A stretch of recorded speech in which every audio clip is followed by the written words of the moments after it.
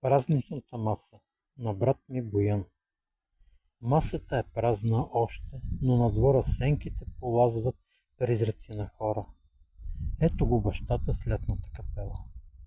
Там с метло в ръката мама се е свела.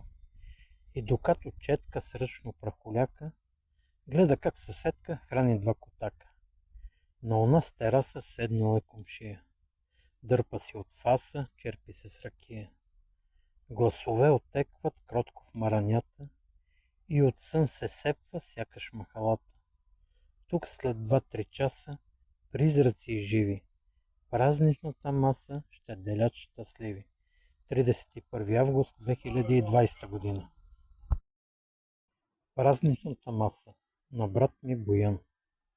Масата е празна още, но на двора сенките полазват призраци на хора.